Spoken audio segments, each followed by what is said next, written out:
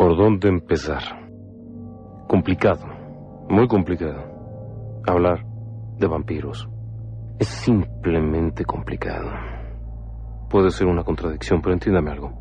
Ahora mismo, cuando yo le digo la palabra vampiro, usted de inmediato, una de dos, o se ríe y piensa, ese tipo está loco y va a hablar de alguna tontería. O bien, se imagina un personaje distinguido, elegante, flemático y muy agradable, quien, como una pequeña descortesía de su parte, o quizá alguna forma de problema o algún tipo de trastorno, se le chupa la sangre a la novia que tiene junto hasta dejarla lánguida y muerta. Bien. O, en su defecto, cuando usted escucha la palabra vampiro, usted se imagina alguna de esas películas viejas y llenas de polvo que están por allí, que trata de vampiros que caminan por allí con las manos llenas de uñas extra largas y haciendo gestos. Bueno, también por supuesto puede pensar en los vampiros actuales, en estas películas de vampiros que ha habido últimamente en los últimos años, que son los famosos vampiros teenager, es decir, vampiros adolescentes. Muy bonitos, muy cariguapis todos ellos, muy coquetos y muy lindos. Bien, es curioso cómo hoy en día hablar de vampiros resulta simplemente cotidiano y casi sin importancia. ¿Sabe usted que en algún tiempo verdaderas hordas de vampiros asolaron el mundo?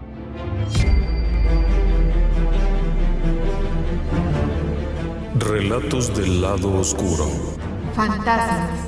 Seres extraños. Sucesos inexplicables. Perversidad humana. Historias que otras mentes prefieren ignorar.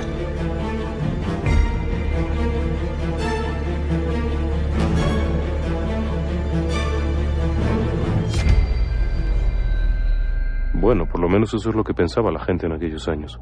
Naciones completas vivían bajo el temor a los vampiros. Poblaciones íntegras migraron de sus tierras en busca de otras latitudes bajo el temor de que sus tierras estuviesen infectadas de vampiros. Hubo varios periodos cíclicos de epidemias de vampiros. Pestes, auténticamente pestes, a nivel de epidemia, hubo en Europa. Pero no solo en Europa, también en otras latitudes. Desde los vampiros malayos, en Malasia, hasta por supuesto también los chupasangres en algunas regiones mesoamericanas.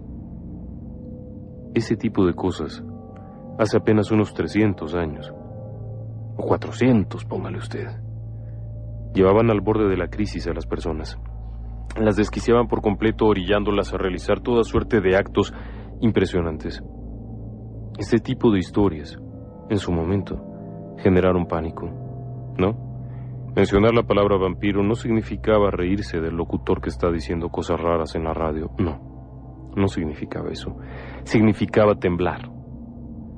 Temblar porque el vampiro era tan real para aquellas personas que escribieron libros completos acerca de esto. Vivieron bajo el temor profundo de esa situación. Prepararon trampas. Entrenaron perros, criaron caballos exprofeso para ese fin, para cazar vampiros. Había toda suerte de personas dedicadas a ello. Y no me refiero a sacerdotes, ni a presbíteros, ni a gente de ese estilo, no. Había gente dentro de la comunidad dedicada a la búsqueda y cacería de vampiros. No había una ciudad grande entre 1500 y 1700 que no tuviese un cazador de vampiros.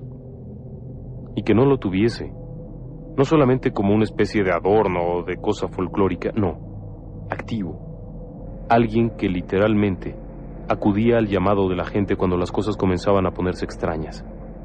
Porque así eran los vampiros en aquel entonces. La gran pregunta que mucha gente se hace hoy en día es, bueno, ¿había algo de real detrás de todo aquello? ¿O simplemente era una fantasía que ha pasado de moda? No pasan de moda los vampiros, créame. No pasan de moda.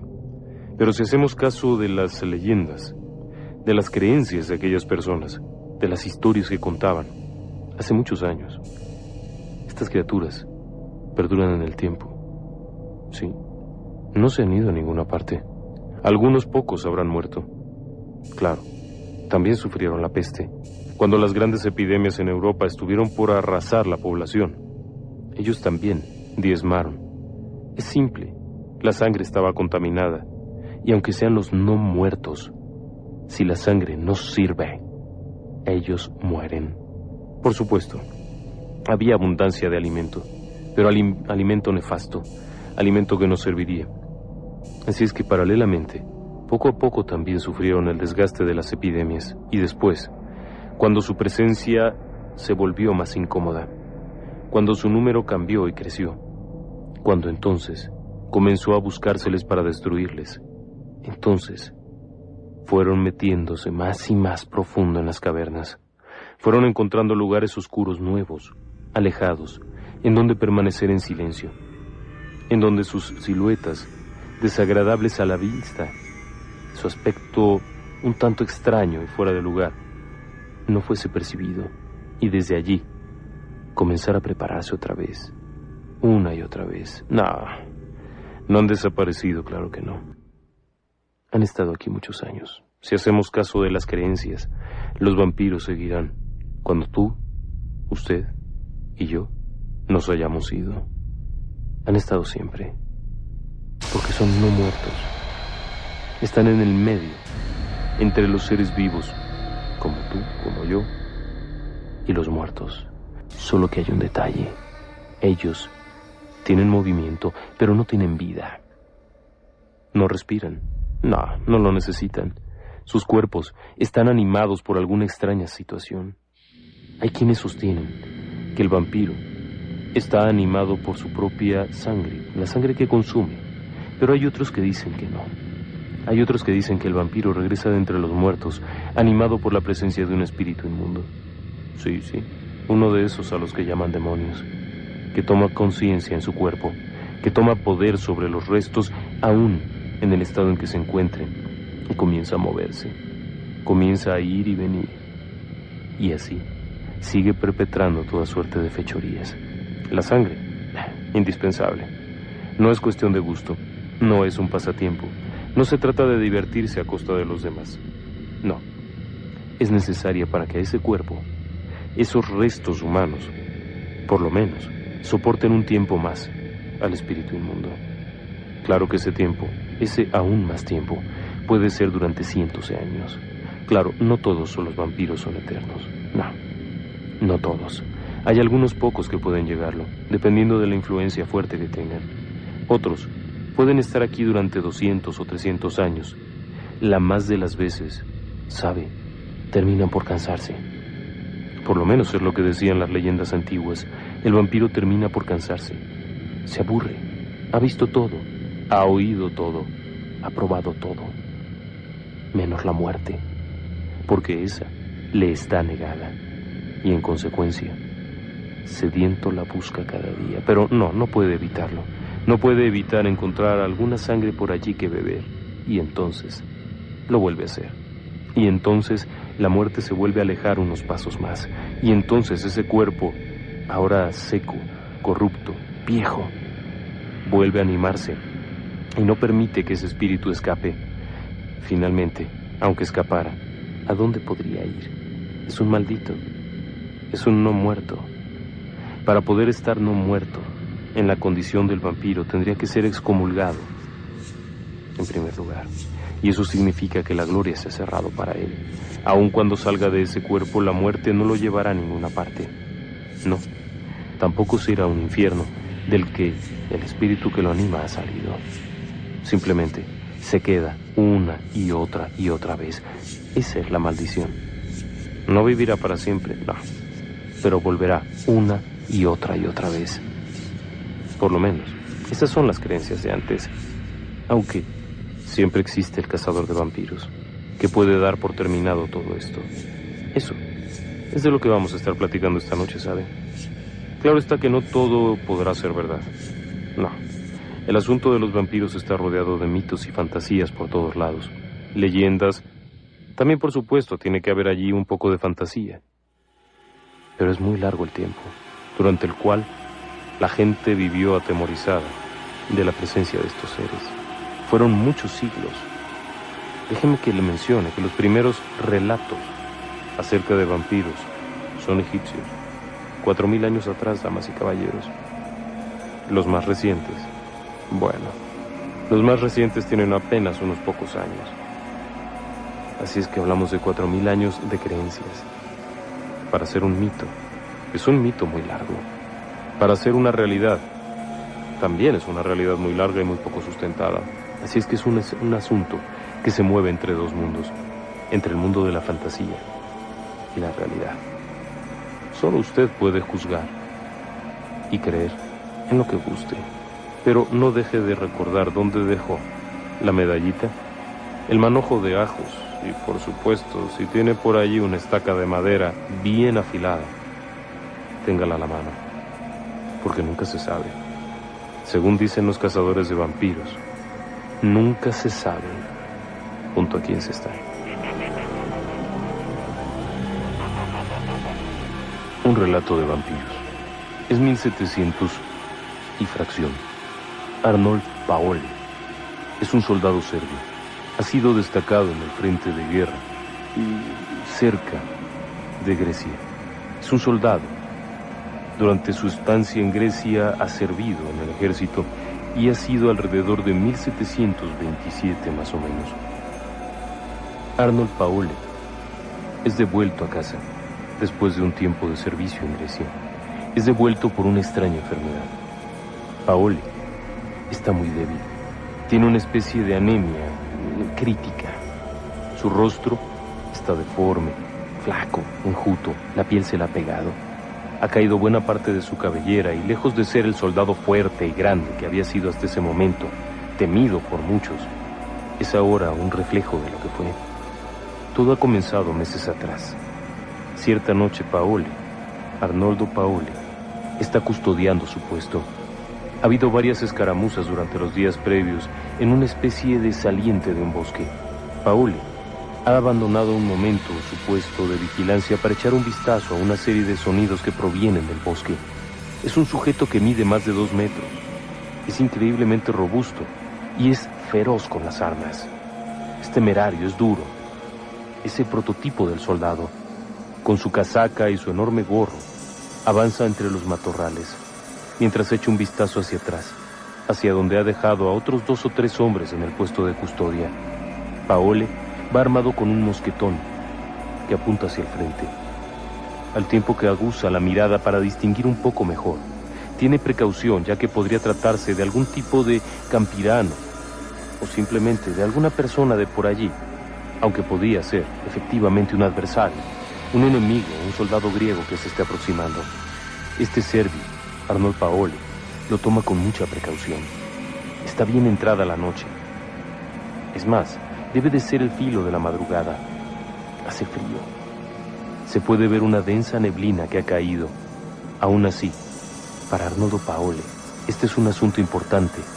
Es delicado. Si algún espía llega cerca y detecta los puestos de vigilancia, los pueden aniquilar. Así que avanza lentamente. Mantiene silencios, después se mueve un poco. Salta de aquí para allá, como una especie de fiera que caza al animal, a su presa. Así se mueve Paoli, de un lado a otro. Es muy fuerte. No tiene miedo a nada. Ha estado en el frente de batalla durante mucho tiempo como para temerlo. Finalmente llega a un pequeño rellano de ese bosquecillo. No sabemos qué fue lo que vio. Paoli regresaría rápidamente a su puesto de vigilancia, en donde los otros soldados serbios lo verían llegar con el rostro desencajado. A la luz de una pequeña fogata que brindaba calor a los soldados, Paoli luce absolutamente pálido. Tartamudea. Está frío. Ha abandonado incluso su fusil en alguna parte del bosque.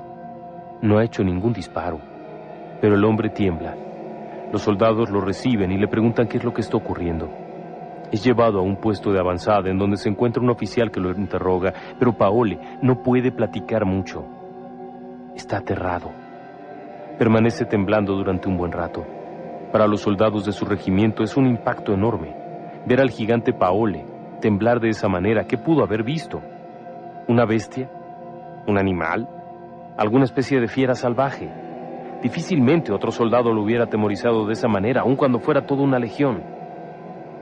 Finalmente, al amanecer, Paole ha recuperado un poco el aliento, pero luce muy mal. Está muy descompuesto. Cuando empieza a relatar lo vivido, tras adentrarse en aquel bosquecillo, en medio de la neblina de esa madrugada, hay un silencio brutal. Momentos atrás, apenas en el puesto de vigilancia, se escuchaba algún ruido de los animales, ya fuera de los insectos nocturnos o de alguna ave nocturna. En ese rellano del bosque no hay ningún sonido. Todo es silencio. Paole se acerca un poco más. Algo le llama, pero no está seguro qué. Cuando se asoma, sale de la maleza. Lleva su fusil, apunta. Hay alguien allí, en el centro del rellano aquel. Está de rodillas sobre algo. No puede distinguir qué es. Paole levanta el arma en posición de amenazar a quien quiera que sea, de hacer una advertencia, de que está dispuesto a disparar, si no se identifica o si no retrocede. Paole hace un llamado, siguiendo los cánones militares, para que el sujeto se identifique o salga del lugar, pero no recibe respuesta alguna. Paole vuelve a insistir, esta vez amenazando ya con disparar, momento en el que aquella cosa o aquel sujeto o lo que fuera se incorpora, y frente a los ojos de Paole puede distinguir un poco más, aún en la tenue oscuridad, que lo que está en el piso tirado es el cuerpo de otro soldado, también de su regimiento, y que aquello que está frente a él, que se yergue en una estatura descomunal, es un vampiro. Sí, un vampiro, con la boca llena de sangre, que acaba de dejar sin vida a su compañero, exiguo de sangre, y se lanza sobre de él. Paole intenta hacer un disparo, pero no puede. Arremete con la bayoneta, pero no encuentra carne que picar.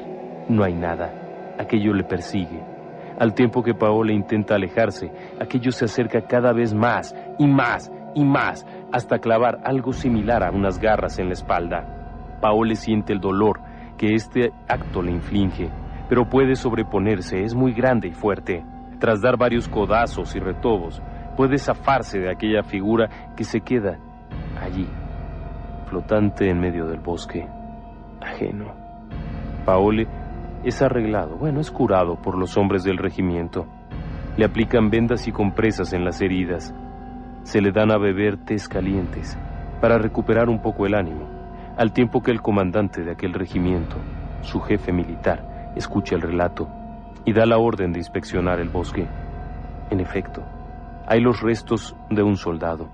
El cuerpo no está descompuesto, lo que revela que ha sido recientemente muerto. Pertenece al regimiento de Paole. No tiene sangre.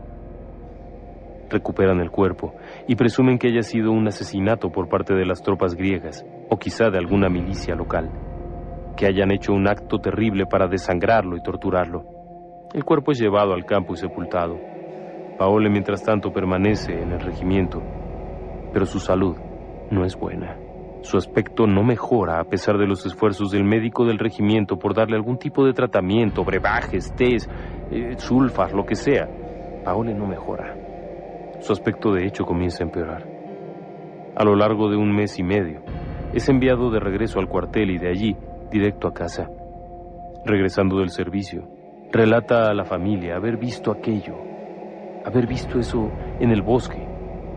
Cuando lo platica, todos coinciden en afirmar que se trataba de un vampiro. Y además, coinciden en afirmar que en aquellos años, Grecia, particularmente en la región donde había estado destacado Arnoldo Paole, había estado infestada de vampiros. Parecía una epidemia. Los propios griegos no querían saber nada de esa región. Solamente un torpe general serbio habría enviado allá sus tropas a morir. El asunto está en que Paole sigue deteriorándose en su salud. Día tras día, su aspecto es cada vez más terrible, más cadavérico, más delgado, más enjuto. La piel se le pega al rostro al tiempo que no tiene pelo. No es un hombre viejo, es un hombre que ni siquiera llega a los 30 años. Apenas unos meses atrás era un tipo temible, de grande y de fuerte, y ahora está doblado, esquelético. Finalmente, muere. Es 1728. Es sepultado en un cementerio. No se le da mayor importancia al asunto. Todo vuelve a la normalidad. Los demás soldados del regimiento han vuelto. Ha terminado el conflicto y cada quien a sus asuntos. 1 mes después de la muerte de Arnoldo Paole, sin embargo, alguien da la voz de alarma. Lo acaban de ver, ¿sí? Justo durante la noche, al cambio de la luz de la noche al día, a la mitad de la noche, alguien ha visto a Paole andar. Sí, así de grande como siempre había sido. Estaba fuera del cementerio. Algo no embona bien. Muchos otros comienzan a quejarse de igual forma. En el paso de los días, comienzan a relatar haber visto a Paole caminando, acechándolos, e incluso hay algunas personas que aseguran haberlo visto cerca de la casa de alguien que ha muerto. Se teme que esa persona haya muerto por culpa de Arnold Paole, o por lo menos del vampiro que se ha generado a partir de Arnoldo Paole. Las quejas son tantas que finalmente se da la orden de abrir la tumba y desenterrarle. Es un trámite.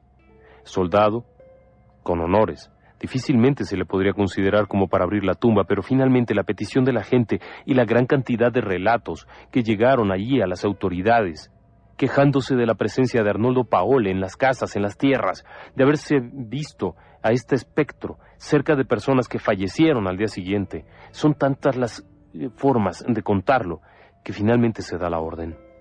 Un piquete de hombres salen en dirección hacia el panteón. No pueden hacerlo cualquier día. En la tradición serbia, solamente un sábado se puede hacer. Pero antes hay que estar seguros. Un caballo blanco y sin mancha es traído. Se monta sobre de él a una doncella y se hace caminar cerca de las tumbas. Todas las pasa bien, salvo la de Paole, en donde se detiene y comienza a reparar y a patear duro contra el suelo. La actitud del caballo es única, es extraña. Han traído con ellos a un cazador de vampiros. Es un hombre de la región, es un hombre mayor. No es un negociante, no es un charlatán, es un hombre viejo. Alguien que tiene ese don y que ha vivido haciendo esto durante muchos años. Al ver el caballo relinchar y detenerse junto a la tumba, pide que lo retiren y ordena precaución. No deberá haber nadie que no esté preparado. Todos llevan puestos, dentro de su camisa, amuletos, protecciones, tosco sayal de tela para raspar, para que se sienta áspera la piel y así estar más seguro de uno mismo. También, por supuesto, se ha incluido una gran cantidad de ajos por todas partes. Y hay 3 gentes con estacas, para que si alguno falla, los demás no fallen. Comienzan a desenterrar la caja, y entonces encuentran a un cuerpo, con las mandíbulas completamente abiertas. Los labios están húmedos y hay sangre fresca. El cuerpo mismo tiene buen tacto, y aun cuando ya presenta signos de descomposición, tiene todavía tersa la piel. Solo hay un detalle. La capa mortuoria, el envoltorio, está mordisqueado. Sí, han arrancado gruesos pedazos y ya no están. Tal pareciera que los ha devorado el propio Paole. Todo coincide. Acto seguido, se procede a clavar una estaca en el pecho. Y inmediatamente hay una enorme cantidad de sangre que fluye y un gemido largo y doloroso. Paole ha muerto. Se llena la tumba con ajos, se plantan varias rocas gigantescas sobre del cuerpo y se vuelve a tapar. Con eso terminan las apariciones. Nunca más sería vuelto a ver Arnoldo Paole. Por lo menos, eso es lo que contaba el doctor Johann Flockinger en 1731, en un libro conocido como Visum et Repertum, basado en el informe oficial de la policía, ¿sí?, del pueblo de Medujna, cerca de Belgrado, Serbia. Y esto tiene 400 años. ¿Y cómo rayos vamos a saber si es un vampiro o no? Eso es simple. Vea, lo que nos pintan las películas es muy bonito. Son eternos, muy elegantes, muy guapos, se visten muy bien, tienen mucho dinero. En realidad eso es pura fantasía, no tiene nada que ver. Entiéndame que un vampiro es un ser que no ha podido morir completamente, pero que tampoco está vivo. Su cuerpo, o el cuerpo que ocupa, es un cuerpo que se ha deteriorado con la muerte. Ha comenzado a pudrirse. Es muy probable que huela mal. Muy probable que su olor sea desagradable. Muy desagradable. Evidentemente su aspecto físico tampoco es el de una persona sana, juvenil y fresca. Nada de eso. Su aspecto debe de ser escamoso, porque sabe, cuando un cuerpo muere, cuando un ser humano muere, inmediatamente comienza el proceso de descomposición. Y como consecuencia de ello, la piel comienza a atirantarse. Sí, se reseca, comienza a presentar una especie de escamas. Después, evidentemente, viene el mal olor. El aspecto de los ojos se hunde. Después, la lengua comienza a deteriorarse también. Y así poco a poco todo el aspecto es grotesco. El cabello también puede caer. Aunque se diga que sigue creciendo, la realidad es que en los vampiros puede comenzar a caer y será ralo y escaso. Por supuesto que las uñas también pueden tener variaciones. Sigue estando allí. El cuerpo se mueve. Sigue moviéndose de un sitio a otro buscando nuevas víctimas para mantenerse así. Porque si hay algo que fija a ese cuerpo, ese espíritu que lo anima, es la sangre, y la muerte, y el dolor, y también la perversidad. Porque de eso se vive siendo vampiro. No es que se les persiga por raros, no es que se les persiga por diferentes. De acuerdo con las tradiciones antiguas, al vampiro se le persigue por la perversidad que tiene hacia los seres vivos, por esa envidia y ese dolor que se han ido arranciando dentro de él y que lo hacen volverse un adversario, pero un adversario formidable porque sabe, el vampiro puede moverse con mucha facilidad, puede ir y venir rápidamente. Hay quienes dicen que puede pasar inadvertido, otros que puede moverse muy rápido. En algunas creencias incluso vuela. No en todas, pero algunos creen que puede volar de forma parecida a las brujas, utilizando una especie de encantamiento. También hay quienes aseguran que el vampiro puede desaparecer y aparecer a voluntad, porque al ser un no muerto, no es del todo material. Hay una parte material, hay un cuerpo, pero ese cuerpo ha dejado de estar vivo y por consiguiente ha dejado de respetar enteramente las normas físicas. A decir de los antiguos investigadores y buscadores de vampiros, el vampiro puede meterse por la rendija de la puerta, por el agujero más delgado de la chapa. Puede entrar por cualquier rincón. Puede entrar, también por supuesto, desde una rendija de la ventana hasta una chimenea encendida, no importa. Su cuerpo no se detiene ante los obstáculos físicos, pero por supuesto que hay limitantes. Hay muchas limitantes. El vampiro no toca el agua. No, nunca. El agua es purificación, es vida, es limpieza. El vampiro no puede tocarla. Inmediatamente comenzaría a quemarse y a disolverse. No tiene que ser agua bendita, créame. De acuerdo con algunos investigadores eslavos del siglo XVII, el agua bendita es esencial para un tratamiento en contra de un vampiro. Pero el agua simple también ayuda a contenerlo, porque el vampiro teme al agua. Tanto como el gato, el vampiro no puede estar. Ahora, una vez que ha entrado a una casa, una vez que está atacando a alguien, es indispensable recordar palabras santas para poderse defender, porque el vampiro no puede escucharlas. Escuchar es tanto como repetir, como hacer una oración, como si en lugar de simplemente estar paseando por aquí o por allá, se pusieran de rodillas a rezar, y el vampiro no puede rezar. Ha despreciado a su creador, y ese es el peor castigo que puede haber. No puede emigrar, no puede seguir, no puede morir, porque ha despreciado a su creador, y en consecuencia, su alma está maldita. Esa alma que lo anima irá de cuerpo en cuerpo, y cuando este cuerpo se acabe, tomará otro. Ese es el único detalle. Por eso duran tantos años. Pero por supuesto usted querrá saber cómo identificarlo. Bueno, hay muchas formas y hay muchas herramientas. Para un buen cazador de vampiros, es indispensable contar con un espejo. Sí, en la gran mayoría de las tradiciones europeas, el vampiro no tiene espejo. No tiene reflejo. Véalo usted y notará que no hay nadie allí, porque el cuerpo físico respeta las leyes físicas. Pero el de un no muerto ya no está del todo aquí, ni tampoco del todo allá. Ha comenzado a pudrirse, sí, pero todavía está aquí. Puede tocar, puede empujar, puede rasgar, matar. Pero también tiene una parte que no es material, ¿sabe? Hay una parte que no respeta las leyes físicas y entonces no es visible. No lo puede ver. Pero no se engañe.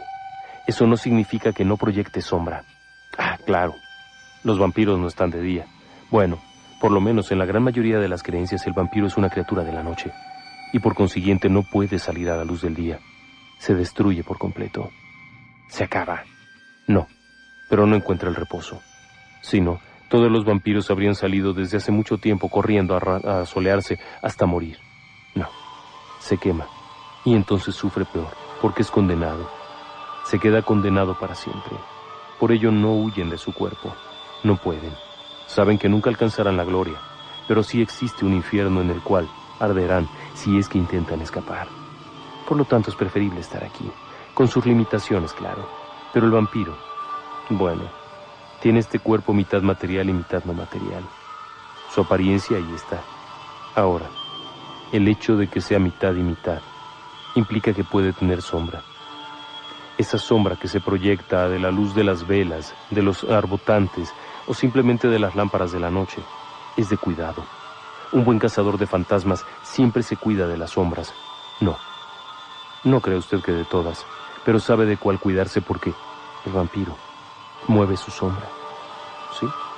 La sombra es tan fuerte como él mismo y actúa de forma separada.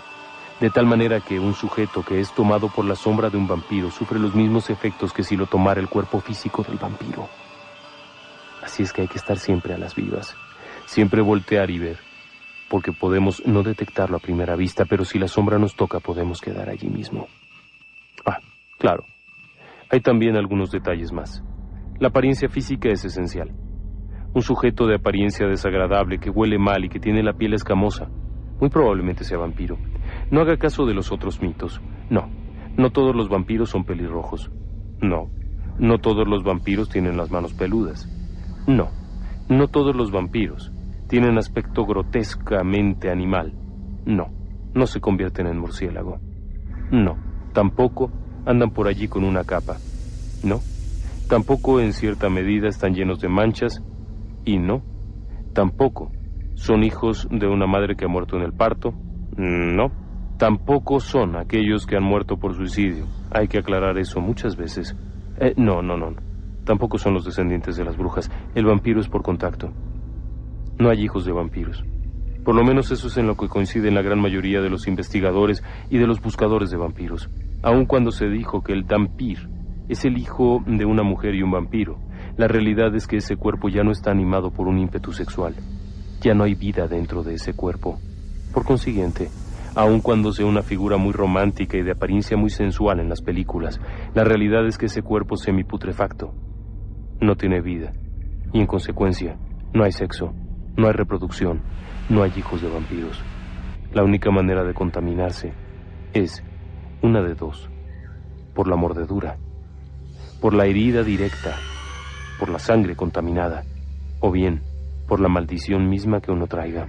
Sí, cuando el cuerpo es abandonado por el alma y queda pendiente, queda vagando debido a una muerte repentina, debido a un conjuro, maldición o posesión demoníaca, entonces ese cuerpo puede ser un vampiro. Puede entrar en él un espíritu inmundo y reanimarle. Por supuesto que ya no es Juan ni Pedro, pero su cuerpo sí. Y ese detalle es importante porque nos va a distinguir la diferencia. Tendrá sus mismas memorias, sus mismos recuerdos, tendrá el mismo aspecto, pero no es él. Y en consecuencia hay que temerlo, porque de inmediato comenzará el ataque. Apenas llegado al cuerpo, el espíritu inmundo necesitará beber sangre, abundante, fresca, porque la sangre, según las creencias antiguas, es la vida. Sí, tan antiguas como los hebreos, sumerios, persas, babilonios, todos ellos coincidían en que vertir la sangre era esencial. Por lo menos, era una especie de vínculo. Era importante. Así que el vampiro, apenas entrar en un cuerpo, necesita la sangre para que ese cuerpo deje de descomponerse y termine por desbaratarse totalmente. Porque una vez que ha comenzado a volverse negro y que ha comenzado a perder la materia interior y que las entrañas han pudrido totalmente, entonces ya no sirve. Todo tiene que ser antes. Así que no espere ver un esqueleto. No. El vampiro no es un esqueleto. Es un cuerpo un tanto abotargado. Está en la fase posterior al rigor mortis. Segundo o tercer día. Ha pasado ya el algor mortis, el frío. Son cuerpos fríos completamente. No hay un tacto agradable en ellos. Pero tampoco han llegado a descomponerse hasta el punto de exhibir las encías o quizá la piel ennegrecida y rota del abdomen. No. Algunos presentan un pequeño problema de abultamiento del abdomen, porque, finalmente han estado mucho tiempo muertos. Y algo pudo haber pasado. Pero también no pierda de vista que hay otro detalle. Cuando no hay sangre que tomar, cuando no hay animales que devorar, los vampiros también pueden comer carne podrida. Sí, la de las tumbas de junto. O pueden devorar su propia faja mortuoria. Sí, la ropa con la que se les envuelve al momento de morir también la pueden devorar. De hecho, una de las formas de identificar la tumba es escuchando el ruido. Se le llaman mandicazione. Significa masticar. Y para muchas culturas, el vampiro mastica su mortaja. Arranca trozos de ella antes de salir, para recuperar fuerza, ¿sabe?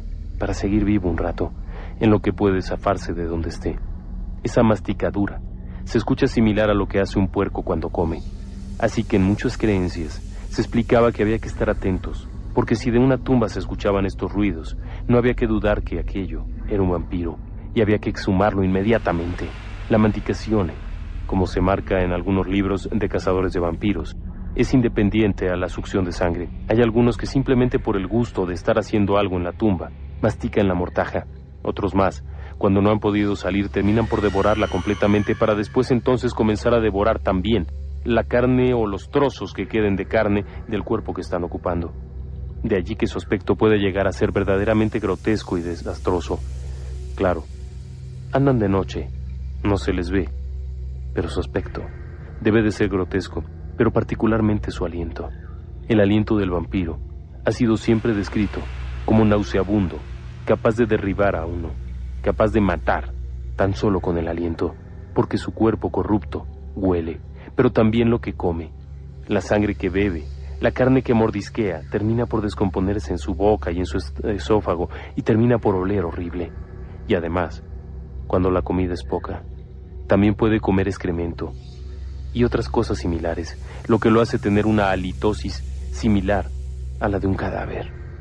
Así que si usted percibe esto, hágase a un lado. No toque, simplemente quítese. Un poco más adelante le daré algunos consejos, por supuesto, si es que usted quiere ser cazador de vampiros. Ahora se dice que el vampiro tiene este aspecto grotesco, pero que, en algunos casos, puede disfrazarlo e incluso puede salir a la luz del día. No todas las creencias coinciden en mencionarlo como una criatura enteramente nocturna, aun cuando se dice que entre las 12 y las 3 de la mañana es la hora predilecta de ellos. Hay quienes han visto, de acuerdo con los relatos antiguos, a los muertos en plena luz del día. Así que la situación es tensa.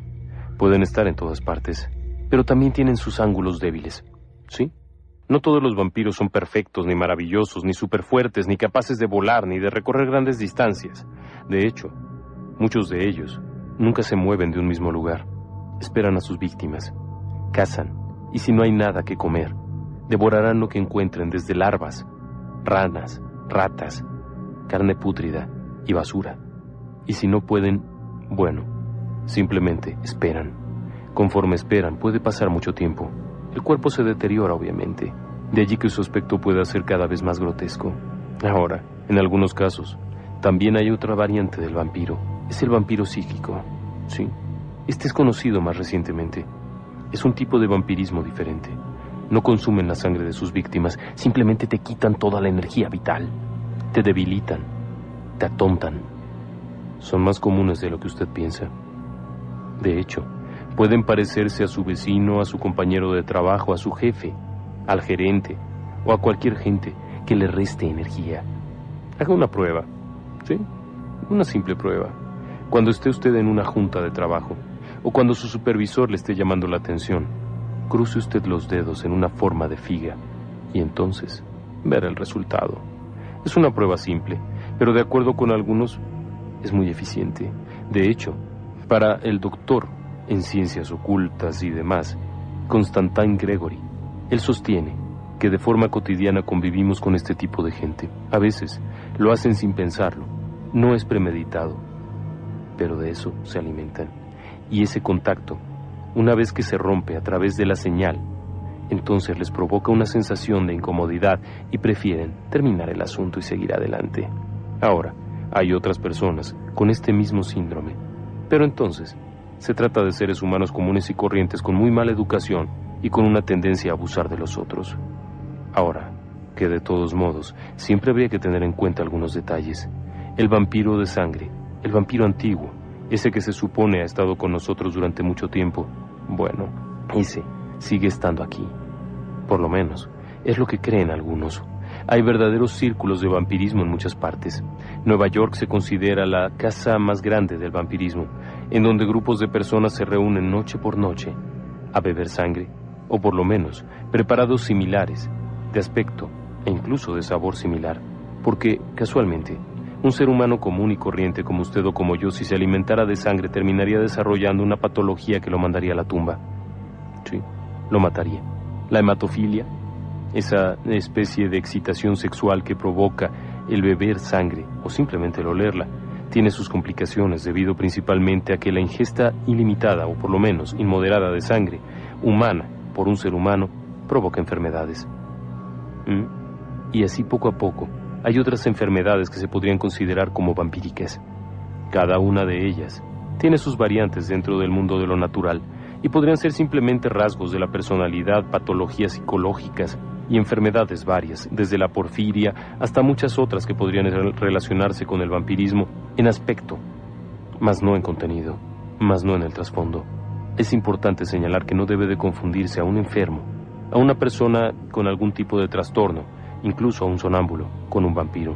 No, hay todo un libro de recetas al respecto, desde utilizar el espejo para detectar el reflejo, pero no es del todo eficiente.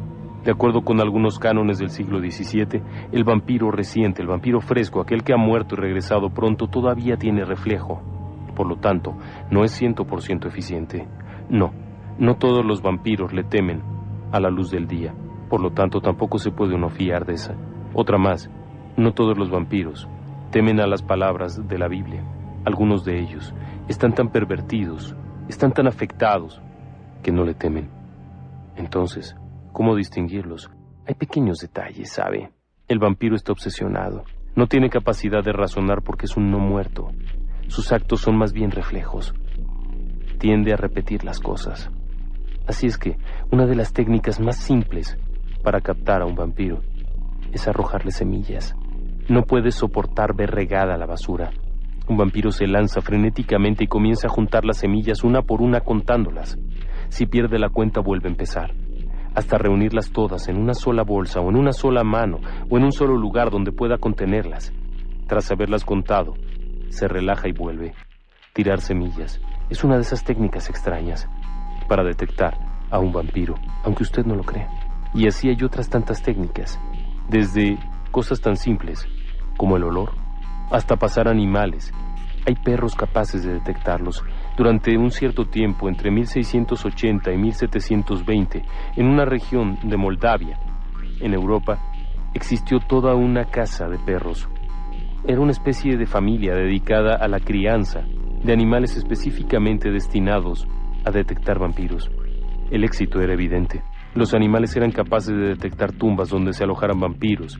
Eran capaces de adentrarse en cavernas en búsqueda de ellos. Se decía que cuando un perro moldavo veía en la distancia y ladraba sin que hubiese nada a que ladrarle, era momento de preparar ajos y estacas porque había un vampiro. Por supuesto, el perro podía verlo y podía atacarlo, pero poco daño podía causarle. En muchas ocasiones, los perros eran hallados muertos, despedazados, desangrados por completo, porque sabe, el vampiro no le tiene miedo. El perro solo sirve para detectarlo, pero no así con el caballo.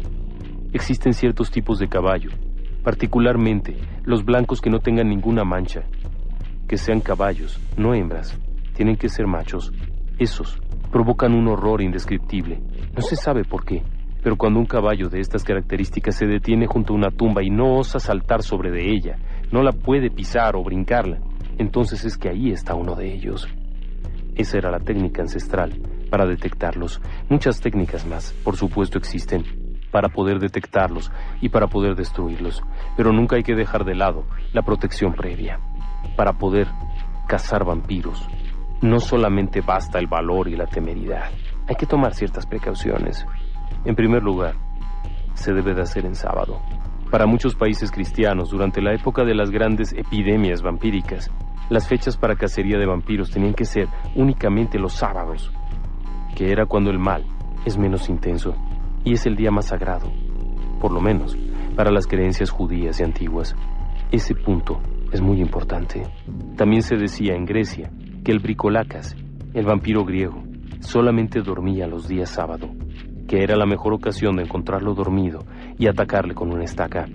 Las brujas, por supuesto, también hacen algunas fiestas esos días, pero la gran mayoría cree que los sábados es el día ideal para cazar vampiros. Ahora, el momento del día también es muy importante.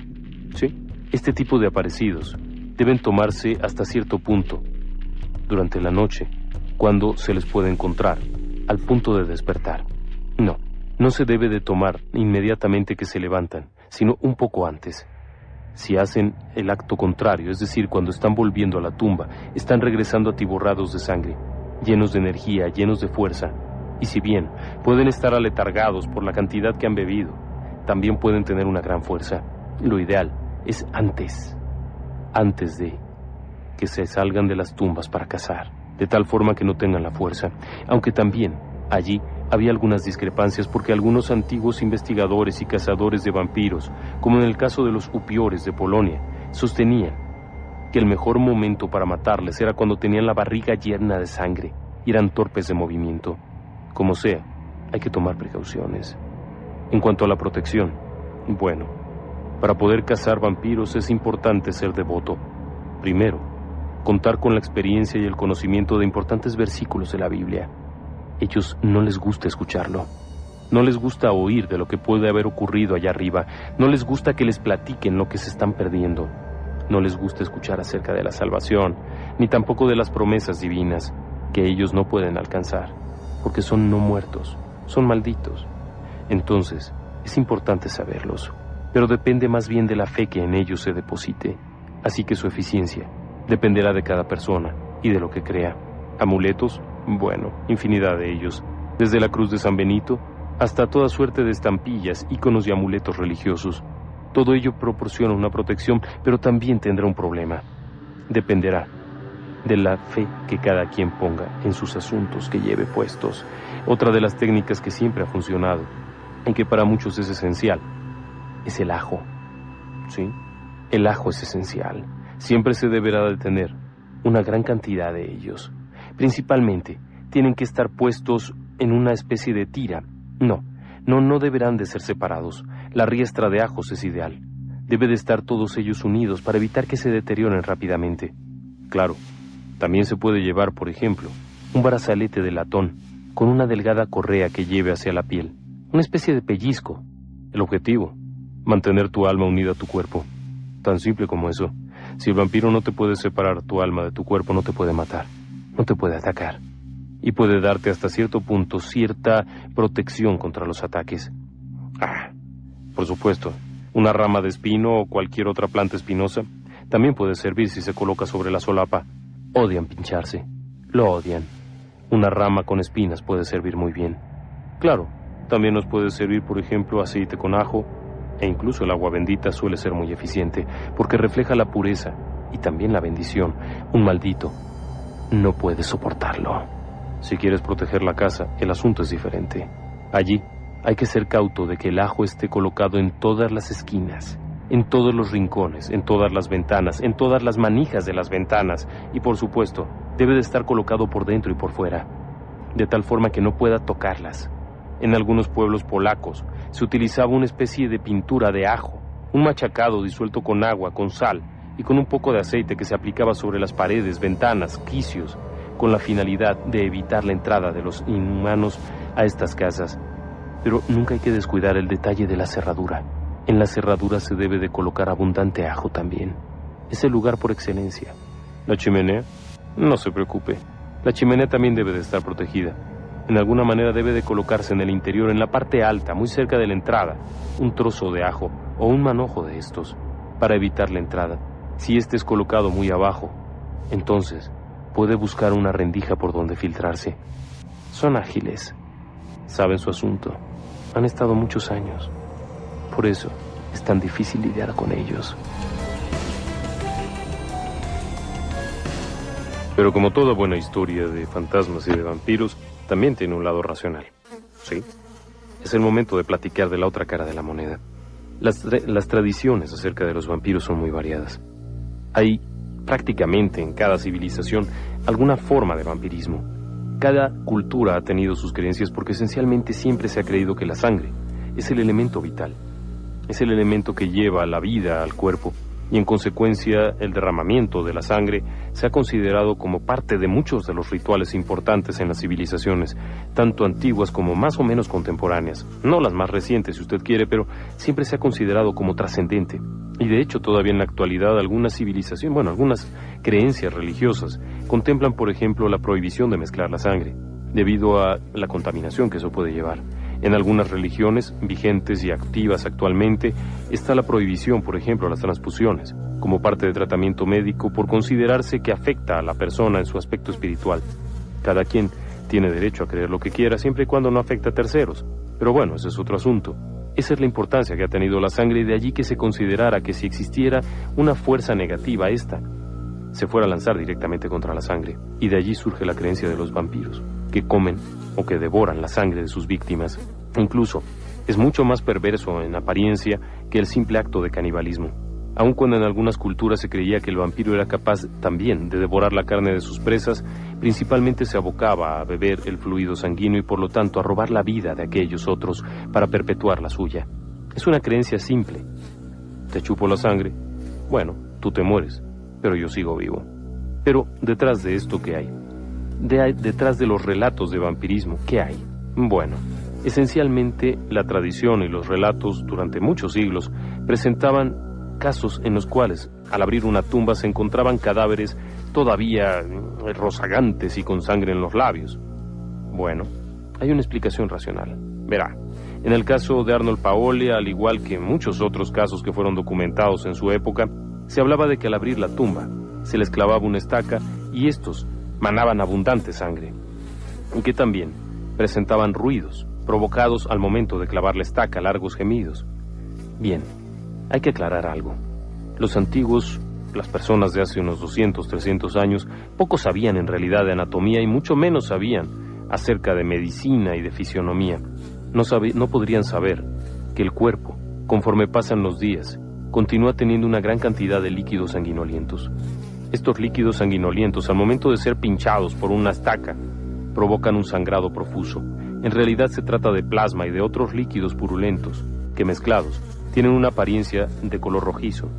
Esta, al momento de ser vertida, es mucho más líquida que la sangre común, debido a la propia descomposición y en consecuencia al ser pinchado un cuerpo que está hinchado, que está en proceso de descomposición, repleto de gases, provocaría la emanación abundante de este fluido asqueroso y nauseabundo.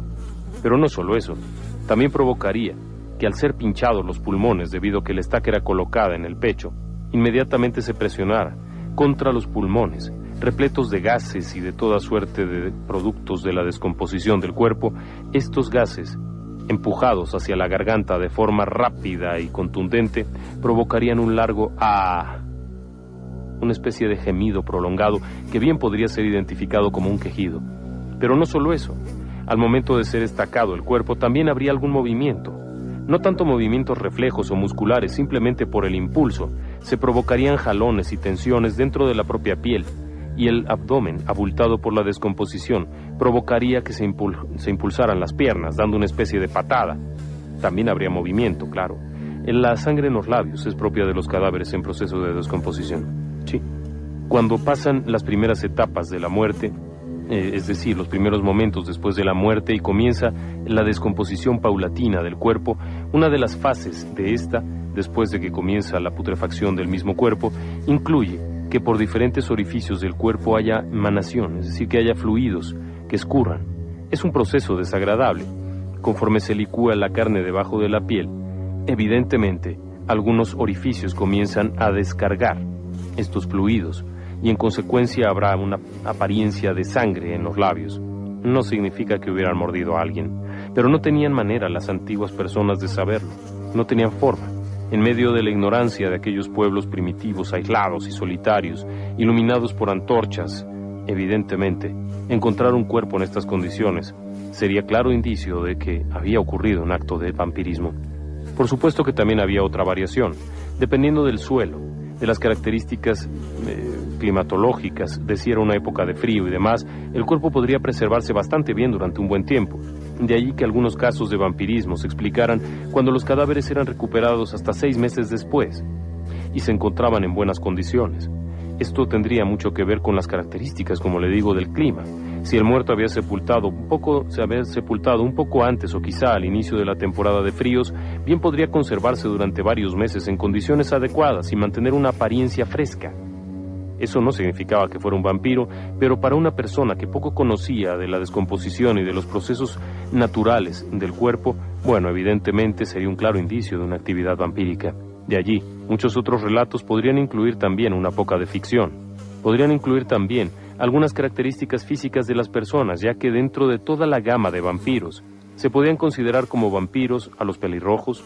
En algunas regiones de Moldavia y de las regiones balcánicas, se creía que las personas con ojos azules podían ser vampiros. Se creía, por ejemplo, que las personas con labio leporino también podían ser vampiros. Se creían, básicamente, que cualquiera que tuviese algo de diferente podía ser un vampiro.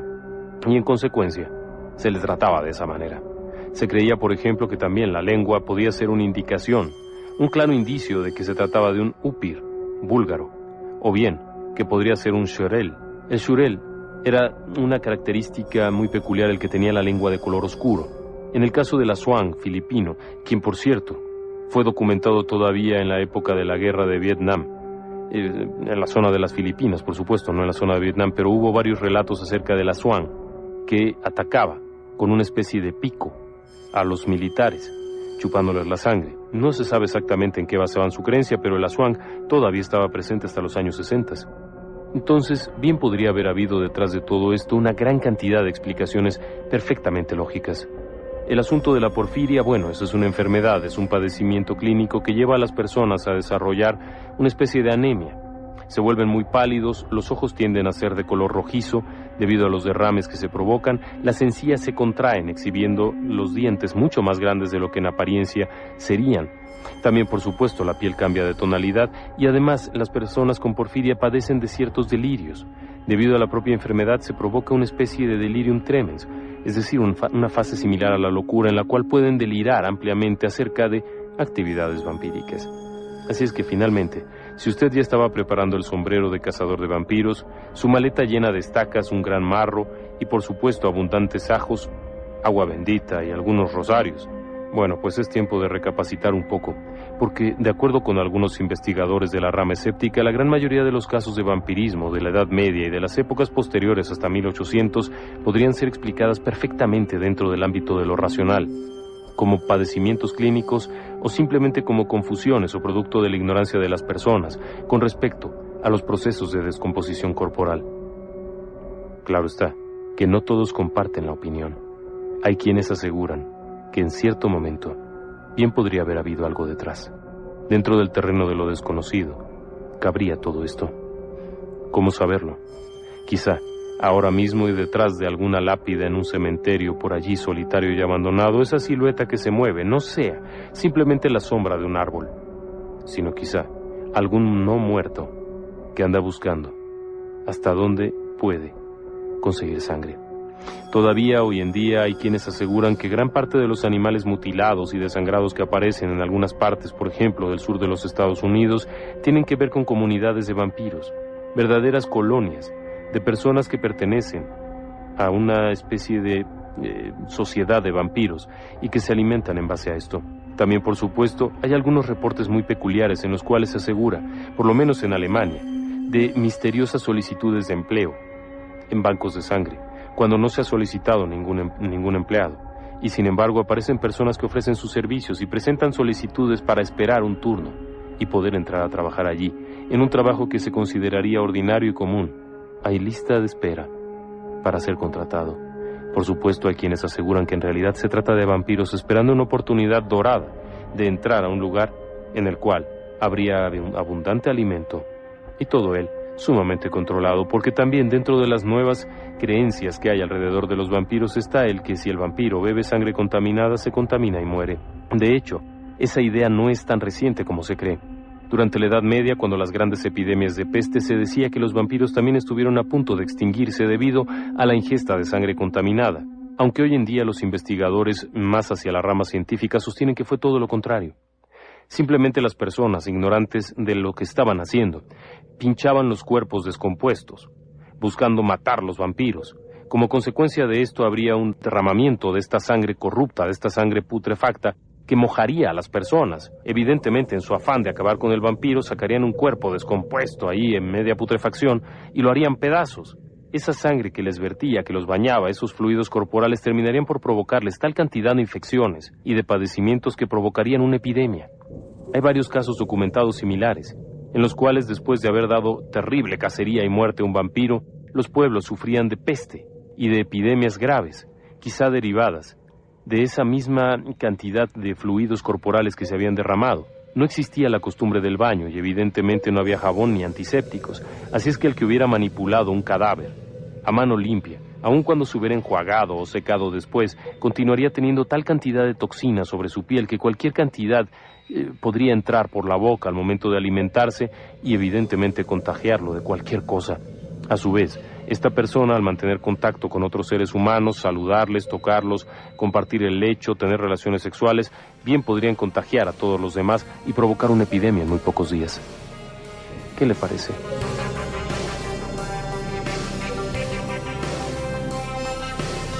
Ahora, volviendo al asunto, ¿qué hay con los ajos? ¿No se ha puesto a pensar usted en eso? ¿En por qué se utilizaban los ajos para combatir los vampiros? Bueno, tiene también un fundamento esta creencia. Durante muchos siglos siempre se ha sabido que el ajo es un depurador natural del sistema nervioso y del sistema en general sanguíneo y demás. Es un excelente medicamento. Se utilizaba para toda suerte de cosas y la gente lo sabía. Antiguamente, de allí que se pensara que si servía para limpiar el cuerpo humano, también serviría para eliminar los vampiros. El asunto de la estaca, bueno, es obvio. En principio surgió la idea de asegurarlos a la tierra. No se creía que murieran los vampiros, no. Se creía que clavando una estaca permanecerían en su tumba, que no se la podrían sacar. Aun cuando después pudieran seguir con vida un tiempo, el hecho es que permanecerían asegurados al suelo. De allí la estaca. Ahora hay otras creencias allí, todas ellas muy extrañas. Por ejemplo, el asunto de las semillas. Este asunto de que para entretener a un vampiro y darnos tiempo, regar semillas en el piso, no tengo idea de dónde haya surgido. Pero es una creencia que había desde hace muchos siglos y que casualmente sostenía eso, que el vampiro se obsesiona y no puede detenerse. Sigue contando las semillas y ordenándolas hasta que termina, momento en el que usted puede ir por su estaca y darle muerte. Otra característica era el amarrar de las agujetas. Un vampiro no soporta la tontería. Por lo tanto, alguien que se amarra las agujetas entrecruzadas está a salvo. Sí, puede parecer ridículo, pero también había esta creencia de que si una persona, por ejemplo, para dormir a salvo del ataque de los vampiros, dormía con zapatos, solamente que tendría el cuidado de atar las agujetas de tal forma que quedaran entrecruzadas, un zapato con otro. Esa tontería bastaría. Y eso se apoya, por ejemplo, en la creencia de que, en México por lo menos, para ahuyentar a las brujas, o para evitar que las brujas nos molesten, basta poner la camisa al revés. Y con eso, la bruja se desquicia hasta el punto que prefiere irse y no molestarnos. Todo ello, creo yo, puedan ser simples leyendas y creencias, pero algo tuvo que haber ocurrido como para iniciar todo esto. El origen sociológico, si usted lo quiere, de los vampiros tiene mucho que ver con la creencia de la sangre, estamos de acuerdo. Pero ¿qué pudo haber ocurrido como para que se iniciara todo esto? ¿De qué manera alguien pudo interpretar que, bueno, podían surgir criaturas de la noche, demonios o como quiera usted llamarle, que se alimentarían de sangre? Son varias cosas que han quedado allí pendientes y que todavía no encuentran una respuesta. Aun cuando en el ámbito de lo paranormal puede haber explicaciones dentro de los fenómenos paranormales como fantasmas y demás, el asunto del vampirismo ha quedado muy de lado, casi como la oveja negra de la familia, en donde pocos son los investigadores que formalmente se dedican a perseguir este tipo de fenómenos. La gran mayoría de los casos de investigadores se van por el aspecto antropológico y sociológico, en donde encuentran toda suerte de nombres dados a los fenómenos vampíricos. Pero, casos documentados, bueno, ha habido varias epidemias de vampiros, sobre todo en Europa entre los siglos XV a XVIII, hubo varios episodios que se catalogaron como epidemias, o grandes oleadas, o como usted quiera llamarlo. El asunto es que fueron periodos de tiempo en el que el número de relatos de vampirismo fueron muchos. muy variados y que incluso iban apoyados por la propia iglesia. Esto ha hecho dudar, evidentemente, ya que eran periodos de cambio, entonces se podría haber inventado el asunto completo de los vampiros para atraer clientela. Textualmente, si una iglesia estaba en decadencia debido a los abusos y a las situaciones tensas que había, bueno, pues entonces hay que acudir a algo. Y qué mejor que un vampiro que esté asolando a la comunidad para que la gente regrese a buscar ayuda a la iglesia. Evidentemente también surgirían numerosos cazadores de vampiros, lo cual no era tan extraño. Le digo que había familias completas dedicadas a esto. Había quienes entrenaban perros específicamente para detectar vampiros, había quienes criaban animales blancos para detectar vampiros en los cementerios. Así es que, bien podría haberse tratado de un jugoso negocio que durante muchos siglos siguió adelante. Hoy, la pregunta es, ¿habrá alguien que cace vampiros? Evidentemente hay quien vive de este asunto. Los cineastas, escritores, mucha gente que se dedica a producir cosas que tengan que ver con vampiros ha tenido un éxito bastante bueno. Ha tenido una muy buena acogida. A todos nos parece muy interesante el poder vivir durante muchos siglos. Y cómo no, aprender mucho, reunir mucho dinero, conocer mucha gente. Todo eso es muy atractivo y muy romántico. La realidad es que, de existir los vampiros, serían algo sumamente grotesco y desagradable. Muchas llamadas del auditorio. Ramón Cedeño Hernández. Él felicita por lo menos del programa, muchas gracias. Y podemos comentar sobre la psicosis de vampiros en Puebla de los años 80. Oigan, yo no había escuchado de eso. Yo no había escuchado que en Puebla hubiera habido una psicosis de vampirismo en los años 80. Bueno, no he estado aquí tanto tiempo, pero me intriga, no sé. Verdaderamente no sé. A ver qué encuentro por allí. Javier del Valle, muy interesante el programa y muchas felicitaciones. Y nos pregunta si vimos una película en donde da a entender que Judas es un vampiro. No recuerdo el nombre de esta película. Bien, hay una creencia, fíjese usted, que en ciertas regiones al norte de Europa se decía que los vampiros eran pelirrojos, porque Judas era pelirrojo, en teoría. Bueno, no sé exactamente de dónde lo hayan sacado que Judas era de pelo rojo, pero se decía que los vampiros eran descendientes de Judas y en consecuencia eran pelirrojos. Así es que sí había ahí un pequeño sustento en una de las tradiciones de vampirismo, se creía eso. Este ha sido un programa que nos han solicitado mucho acerca de vampiros. A mí en particular me gusta mucho esta historia, pero no tanto la historia romántica de capas y de trajes elegantes, ni de personajes que pueden sobrevivir durante 300 años con un aspecto agradable y bello, no. A mí me gusta entender que de existir, por lo menos, la creencia antigua lo que decía es que el vampiro era un personaje no muerto, era un cuerpo reanimado, no resucitado, no reencarnado, no. La reencarnación sería privilegio divino, no. Simplemente era un cuerpo no muerto, pero tampoco vivo. Alguien que está animado, que puede moverse pero que no respira, que no se reproduce y que depende de la energía vital de otras personas para seguir adelante, pero que en consecuencia es un cuerpo que se está deteriorando. Eso no tiene nada de romántico. Y sí, nos provocaría un gran temor pensar que pudiera existir algo así. Mil gracias por haberme acompañado esta noche. Muy buenas noches a todos ustedes.